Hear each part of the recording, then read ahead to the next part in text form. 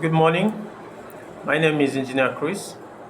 Please subscribe to this channel, like it, share it, comment, so that whenever I make new posts, new educative posts like this, you'll be the first to be notified. Today we shall be talking about palatability. Besides, what is this channel all about? It's all about livestock feed production. I shall be digesting it for you from A to Z. What production of livestock feed is all about. Today we are talking about palatability. In particular, I will make this video short so that it's more interesting for you. We're talking about palatability in poultry, broiler production, so that when you be producing your own feed, you will know and get to understand the ingredients to use that is suitable for the birds to pick. Poultry or broiler is garbage in, garbage out. The more they eat, the more gain they gain. So, what is palatability? In layman's understanding, palatability is just the taste or the likeness that a bird derives from a particular ingredient. The palatability of maize is not the same with the palatability of cassava meal. The palatability of blood meal is not the same with the palatability of soya. So, when you feed birds all those ingredients, my dear, you need to be very careful. To get a crude protein is very easy, but if you see, you can get a very rich feed, but to your surprise, your birds might not like to eat it. Why? Because it's not palatable to them. Now, what do you mean by palatability? Palatability is just the agreement to taste or the agreement to palate. What do you mean by agreement to palate? Now, the palate itself means the upper roof that separates the mouth from the nasal cavity. That is the place that we feel the taste of any food we eat. So when the food that we eat gets directly to that particular upper roof, which in between the cavity and the mouth, if the taste is not suitable for the birds, they will reject your food. Have you heard of broiler going on a hunger strike? You will notice that you keep feed for your broiler or for your birds. They'll be looking at it. Is it not surprising? Broiler that seems to look like an eating machine.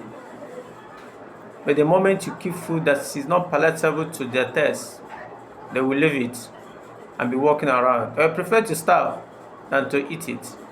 So now, let's talk about palatability proper. The ingredients, so that you know whenever you are making use of feed ingredients for your feed production, you should know the right one to use and in order. Now, I shall be telling you the feed ingredients to use and the right feed to equally make use of. Now, when we talk about the energy, let me give you the list of the feed that is needed for energy in birds. You know the work of energy in livestock, it helps to boost what? Their growth. What do you mean by growth? It means to grow their gain. Now, the first energy that is very rich and very palatable to broiler is maize. Maize has the highest palatability than every other ingredient that you make use of in broiler. So when you go to the energy section, where you will be making use of your feed ingredients, maize should be number one because it is very palatable. Birds can eat it until they get satisfied because it tastes very nice to them. And after maize is what? Rice. Rice is equally very palatable. Rice is very palatable. But the problem with rice is the affordability. It is very, very expensive. Rice is a food that everyone consumes, especially in Nigeria. In Nigeria, rice is very expensive now. compared to the price of maize. Now the next one we talk about is what? Cassava meal. Why do you include cassava meal? To a very slight proportion. Cassava meal is a very good source of energy. It is around 2,700 kilocal per hour, per kg. That is the energy that is in cassava meal, the well processed one. At least you can get up to 2,800. Then when you talk about maize energy in kilocal per kg is around 3,432 kilocal per kg, while rice is within the same range, 3,000 plus, around that kind, 3,300 or so. Later I shall be showing you all the energy content in all these feed ingredients, because it's very necessary for you to produce a quality, affordable and rich feed for your poultry use. Now we go into what? Now the 3 ingredients I just listed, it's not that it's the only ingredient that is needed to provide energy for poultry, but that is the most essential that you can easily find in our locality. Guinea corn is there, millet is there, and so many other energy giving ingredients. But you see that 3.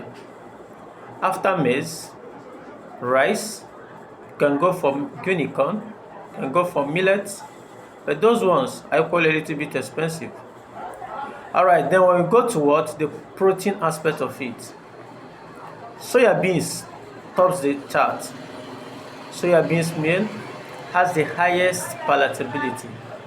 When you use it to produce feed, the bird is going to enjoy it, and the crude protein in it is equally high. It is around 44% crude protein for soya beans. So it's something that when you include it to your feed together with maize, and then you're good to go. Then fish meal. Fish meal is very palatable, but the inclusion should be what? Reduced. It's very rich in protein. The crude protein of fish meal from local to foreign should be from 55 to around 75 or 72% crude protein. So it's actually high. So when you make use of it, your birds will take it. Then you talk about what? Groundnut cake. Groundnut cake is equally palatable, but it's not as palatable like soya beans. It's not equally as palatable like fish meal when it comes to poultry production or poultry feed.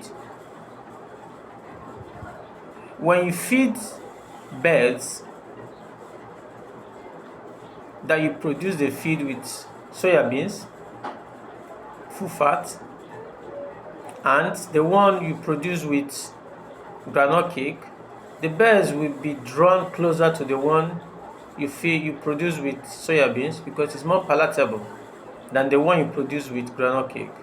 Then we talk about blood meal. Yes, blood meal is equally very good, but it is not very, very palatable, and the inclusion rate is very, very small. It should not exceed 5%, and it is not going to be used for starter feed. It is only meant for finisher feed. Because of what? The flavor is not too stable and equally contains some bacteria if it is not well prepared or processed, that can even wipe the entire flock. So that is for protein, for the little ingredients that we can easily find, that we can incorporate for our protein. The other is soya beans has the highest palatability, followed by fish meal, followed by groundnut cake, and then followed by blood meal. The blood meal should be included in a very small quantity for only finisher feed. Now we talk about the fiber content. Now the fiber, the one with the highest palatability is what? Wheat offer or wheat bran. Wheat bran has a very good palatability. Then from wheat bran, what goes next is rice bran. Rice bran has a very good palatability. a well-processed rice bran. Then after rice bran, we go into brewer dry grain. Some people call it spent grain, brewer dry grain, or brewery dry grain. So after that, we go into corn bran. Corn bran is equally good, but the problem, although we know the problem when it comes to fiber, reduces the weight when you add it much. So everything has its own inclusion ratio. Then after corn bran, the next one that goes in is pancake cake, PKC. PKC has almost the least palatable for broiler, but the secret is, if you're making use of that, you must add it to a very small quantity. Then cassava peel contains some proteins and equally contains around 9% fiber, crude fiber. It's equally palatable, but is the least in the palatability when it comes to broiler. The inclusion, even though many people are adding it now, but you never compare it to adding wheat offer to birds. Birds will prefer to eat the one that has more taste, the taste that they like, more than cassava peel. Alright, then we go to the oil, fats and oil. Soya oil is more palatable than red oil. Red oil is more palatable than groundnut oil. The groundnut oil is more palatable than fish oil. This is when we come to what? Broiler feed production. This does not equate to other kind of livestock.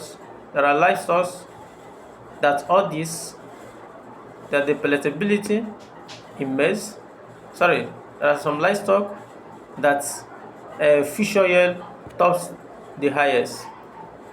But you see, in broiler feed production, soya oil tops, followed by red oil, followed by groundnut oil, and fish oil is the most when it comes to palatability. So all these are ingredients that we use in poultry broiler feed production.